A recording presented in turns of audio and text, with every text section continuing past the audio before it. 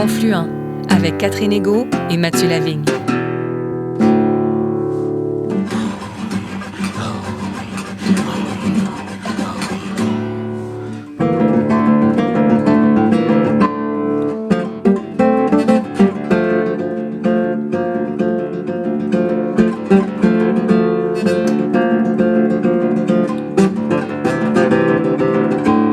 Bonjour Mathieu Lavigne. Bonjour Catherine Egault. Bonjour à tous et à toutes et bienvenue à Confluent, l'émission qui donne la parole aux premiers peuples et à leurs alliés. Cette semaine, nous recevons Myriam Saint-Gelais qui vient de faire paraître une passionnante histoire de la littérature Innu, co-publiée par le Laboratoire international de recherche sur l'imaginaire du Nord, de l'hiver et de l'Arctique et par l'Institut Tshakapèche. Originaire de la Côte-Nord, musicienne et spécialiste de la littérature Innu, Myriam Saint-Gelais nous offre ici la version publiée de son mémoire de maîtrise, le fruit de 10 ans de recherche, un ouvrage très documenté donc, mais qui se lit comme un roman. Au microphone de Catherine Egault, notre invité décrit l'évolution de la littérature Innu à travers le parcours et la démarche d'écriture de 4 figures de proue de cet univers littéraire essentiellement porté par des femmes. Anantan Kapèche, Rita Mestokosho, Joséphine Bacon et Naomi Fontaine. Enfin, notre guide Myriam Saint-Gelais trace un portrait des caractéristiques qui rendent l'écriture Innu unique et singulière. Une incursion fascinante dans un univers littéraire foisonnant en pleine effervescence.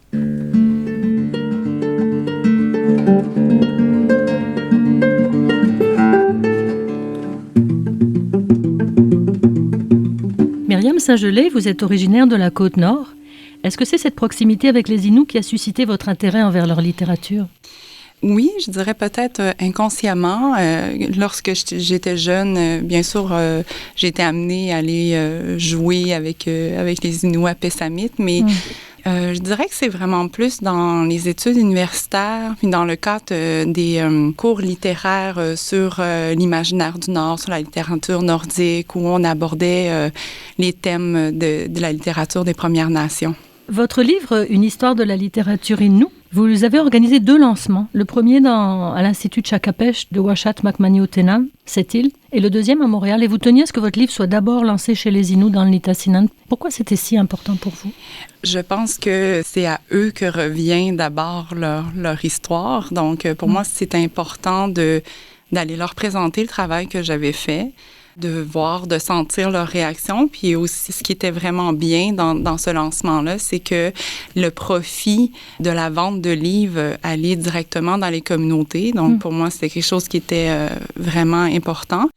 Yvette Molène, qui est la grande gardienne de la langue Innu, qu'on a reçue d'ailleurs au micro de Confluent, on était très fiers, écrit dans sa préface à votre livre qu'en Innu, le mot « littérature » n'existe pas et qu'il faut faire un petit peu des détours pour rendre l'idée.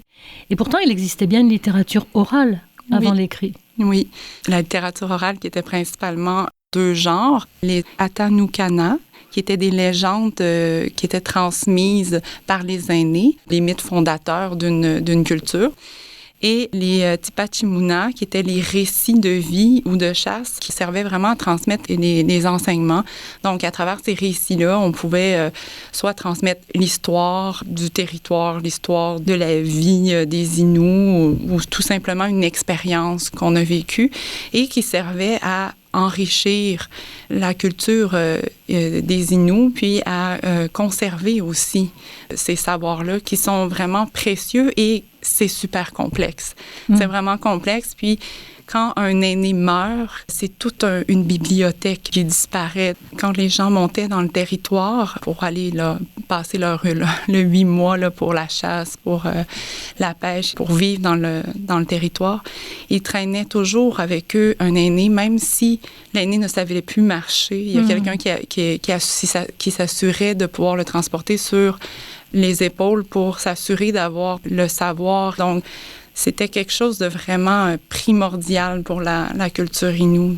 C'est joli, cette idée d'emmener un aîné sur son dos comme un livre dans son sac à dos, finalement. C'est plus qu'un livre, je pense que c'est plus une bibliothèque. Oui, toute une bibliothèque. Oui, je pense que c'est plus une bibliothèque. Donc, puis il y a toute une forme de transmission qui appartiennent aussi à la tradition orale, qui se passe pas uniquement avec les mots, mais avec l'émotion, la sensation, l'observation. Donc, c'est des choses qu'on a peut-être, nous, qui avons une longue culture écrite, on a peut-être parfois tendance à oublier, mais il y a toute une transmission qui se passe de cette façon-là. Par le corps. Par le corps et la relation avec l'autre. C'est vraiment passionnant et beau.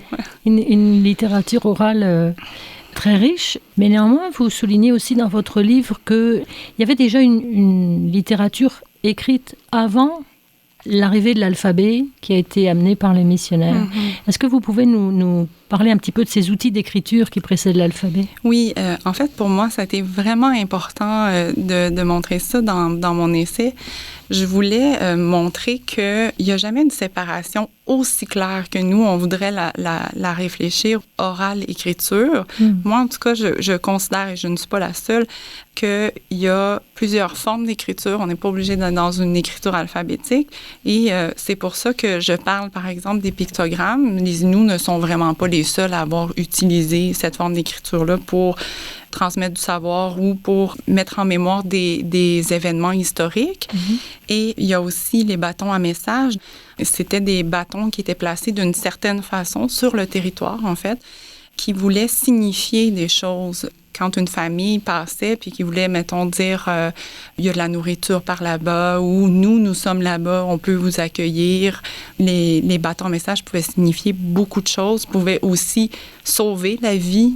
Donc, c'était vraiment quelque chose d'essentiel, donc de connaître ce langage-là. Mm-hmm. C'était comme une sorte de langue commune, finalement. Oui, c'est ça. Les gens arrivaient à les décoder. Hein. C'est ça. Donc, les Inuits considèrent que c'est une forme d'écriture, peut-être la plus représentative même des Inuits. Et il y a aussi les toponymes qui sont les noms qui sont donnés aux différentes rivières, aux différents endroits. Même certaines pierres avaient un nom. Le toponyme a pour fonction de signifier quelque chose, de transmettre aussi un savoir. Donc, il y avait des toponymes plus descriptifs, comme encore aujourd'hui, par exemple, Ouachat. Mm-hmm. Ouachat veut dire là où il y a une baie. Les toponymes aussi signifiaient quelque chose. Et bien sûr, avec la colonisation, la plupart ont disparu. Donc, c'est tout un pan du savoir inou qui vit sûrement dans la tête de quelques années, mais qui, malheureusement, vont peut-être se perdre. Mm.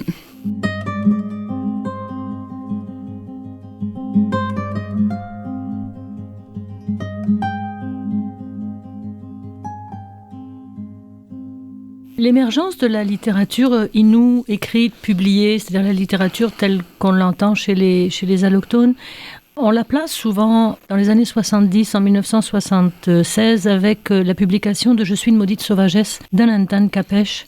Pourquoi est-ce qu'il a fallu attendre si longtemps pour qu'un livre soit publié et diffusé par un auteur inou?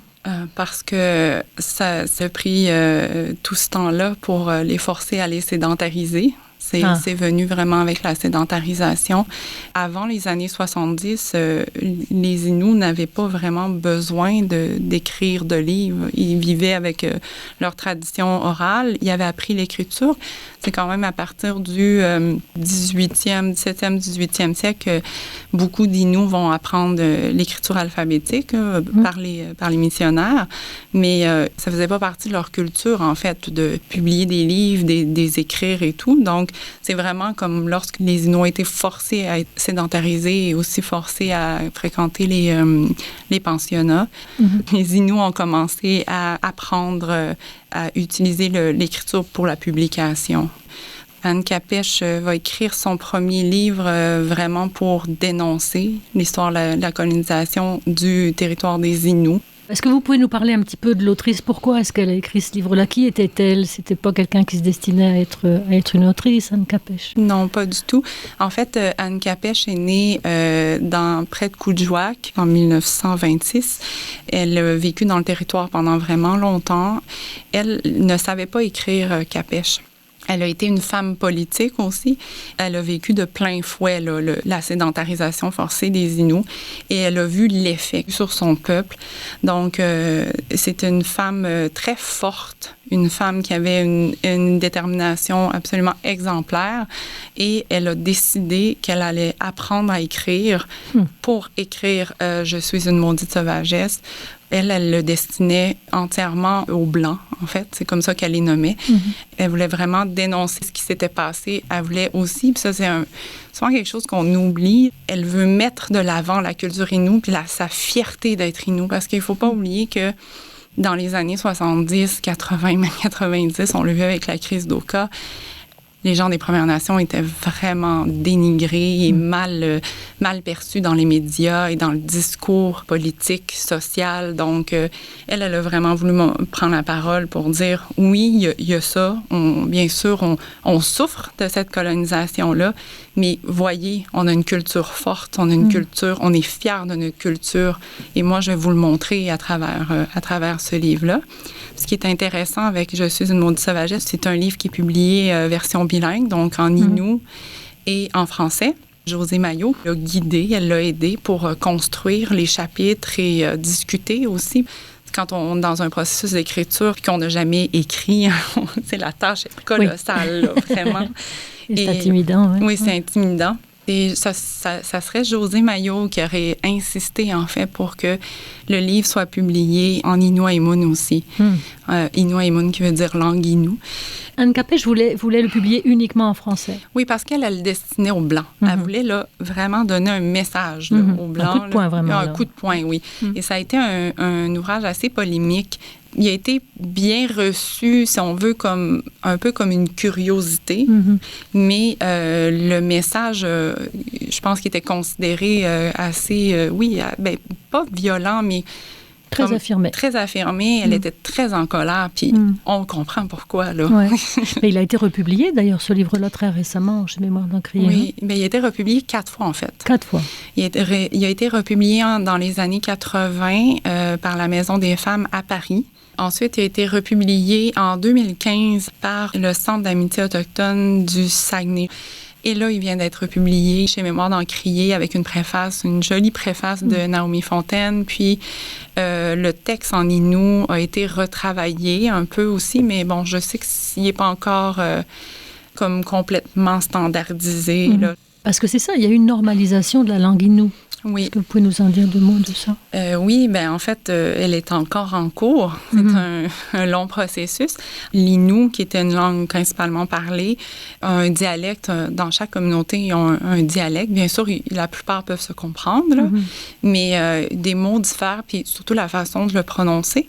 Donc, la façon de l'écrire diffère aussi. Parce que les Innus sont sur un territoire qui est extrêmement vaste. Là. Oui. Ça va du lac Saint-Jean jusqu'au Labrador. Oui. C'est 11 communautés. Donc, c'est vrai que les communautés sont assez loin les unes des autres, ce qui explique certainement que la langue est particulière à chaque communauté. Oui, c'est ça. Puis plus on va dans l'Est, plus les gens ont conservé leur langue. Et donc, il a fallu, pour réussir à faire des ouvrages de référence, il fallait normaliser la langue. C'était absolument essentiel pour pouvoir la transmettre dans les écoles. On ne pouvait pas dire « Ah, mais toi, tu viens de Unamanchipou, on va l'écrire de cette façon-là, mais toi, tu viens de Pessamit. » Donc, il faut vraiment faire un effort de normalisation. Ça pose des problèmes quand on republie des textes comme ceux de Capech parce qu'elle avait un dialecte de Shefferville. Oui.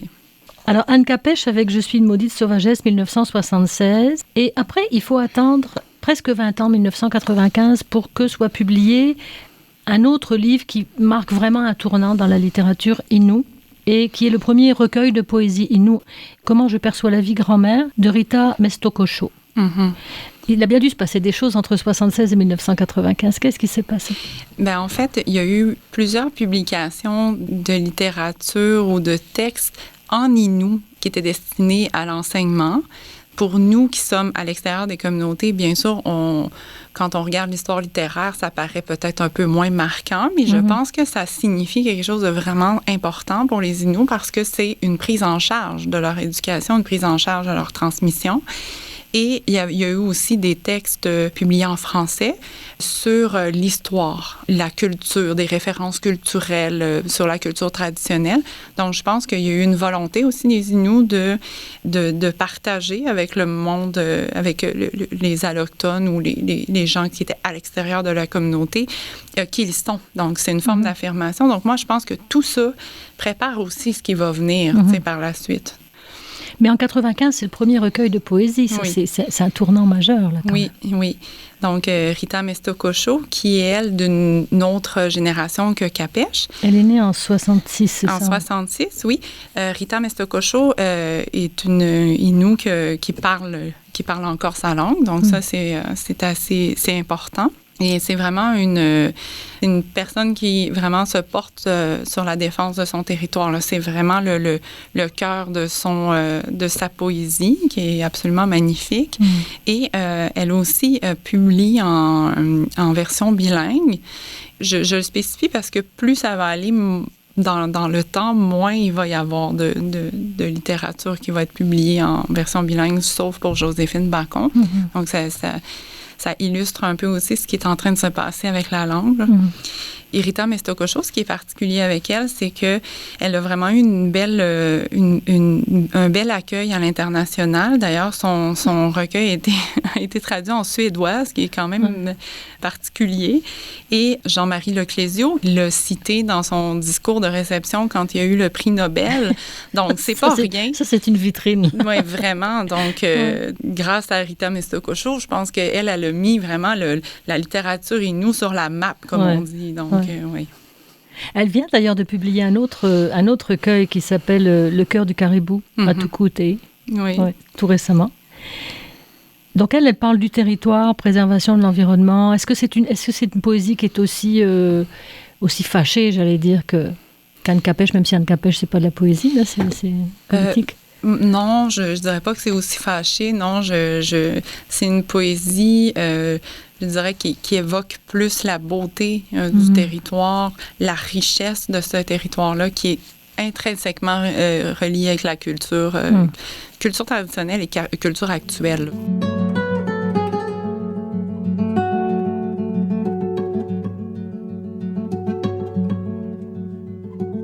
Premier recueil de poésie Innu, Rita Mestocosho, en 1995.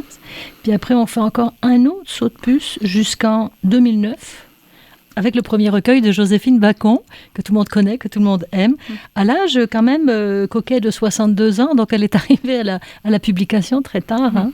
Son premier recueil s'appelle Bâton à message, on en parlait tout à l'heure. Qu'est-ce que vous pouvez nous dire un petit peu du parcours de Joséphine Bacon et de sa poésie? Quel tournant ça marque dans la littérature Innu? Ben, avec Joséphine Bacon, c'est à partir de là que tout va débouler, je dirais. Je pense qu'elle a ouvert la porte à cette littérature qui est vraiment si riche.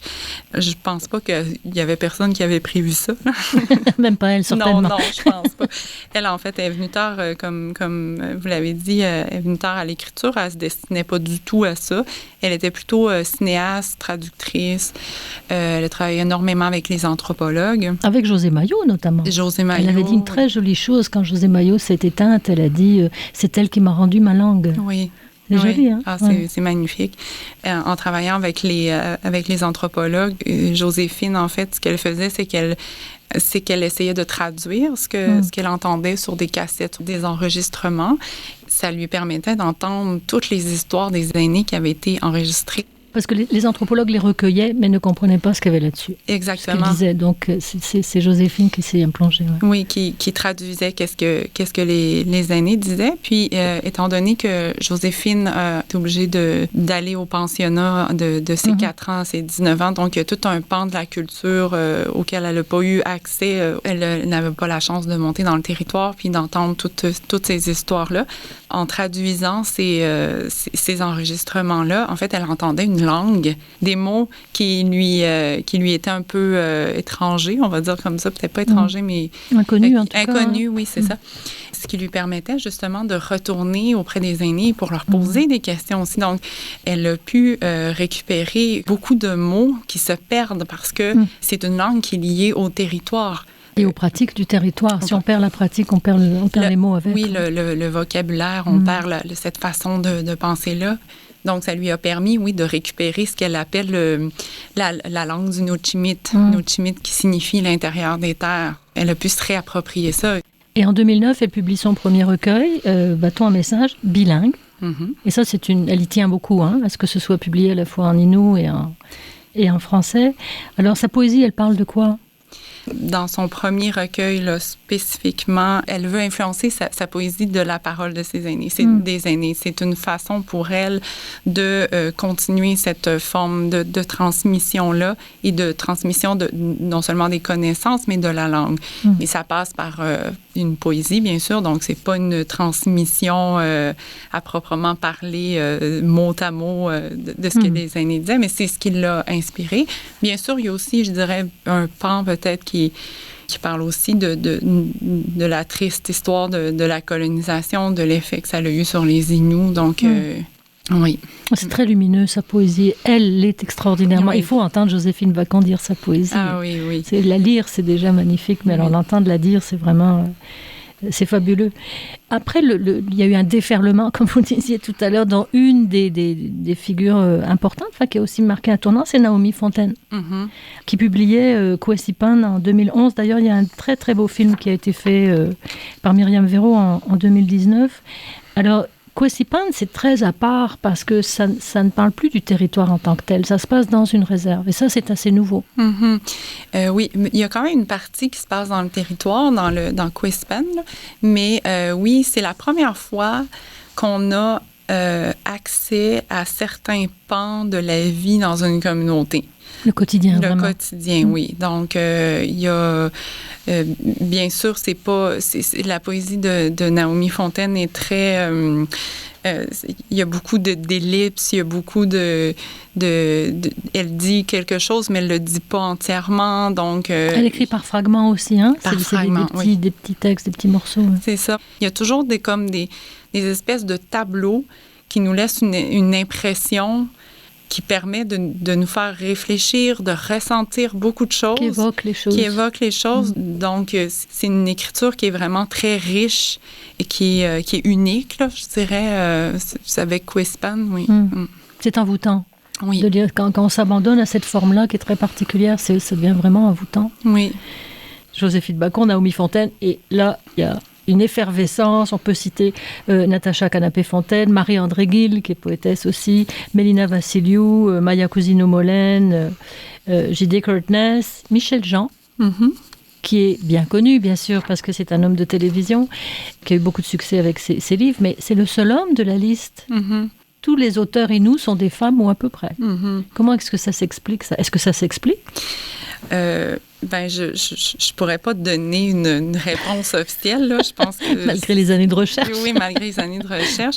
C'est une question qu'on pose aux Inuits, aux autrices Inuits elles-mêmes.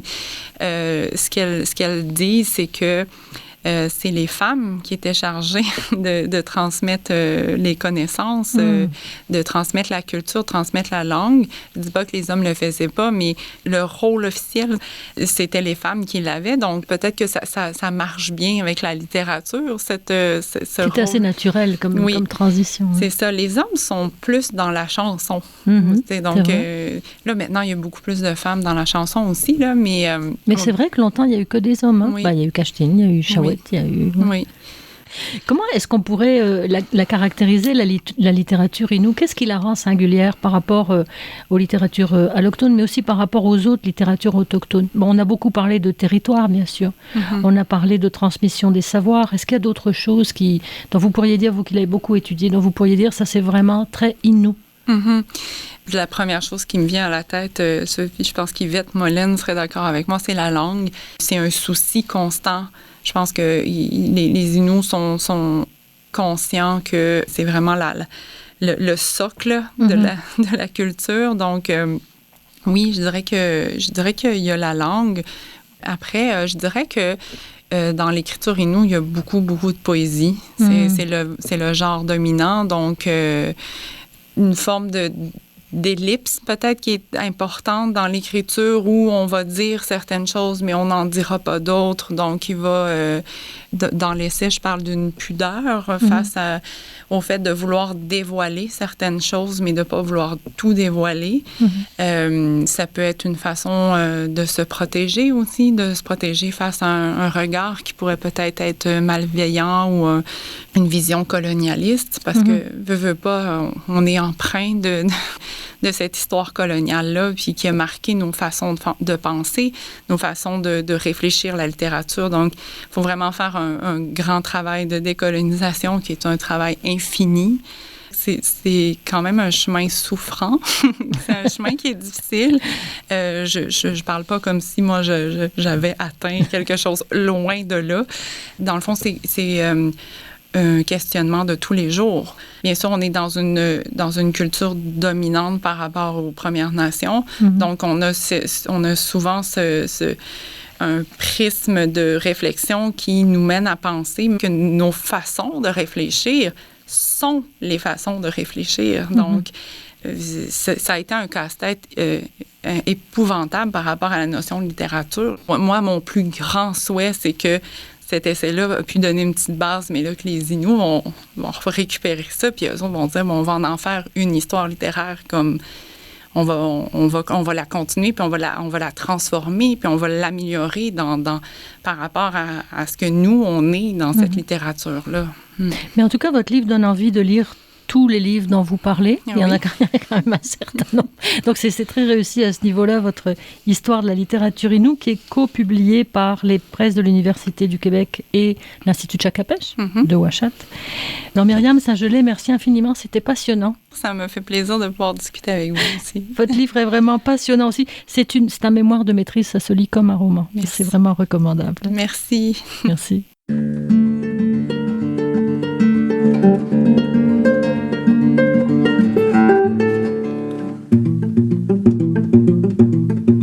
Confluent accueillait cette semaine Myriam Saint-Gelais à l'occasion de la publication de son Histoire de la littérature Innu, un ouvrage incontournable pour quiconque s'intéresse aux littératures des Premières Nations.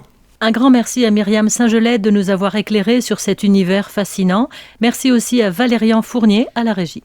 L'émission Confluent est portée par Mission Chez Nous. Pour en savoir plus sur cet organisme de solidarité chrétienne avec les premiers peuples, rendez-vous au www.missioncheznous.com.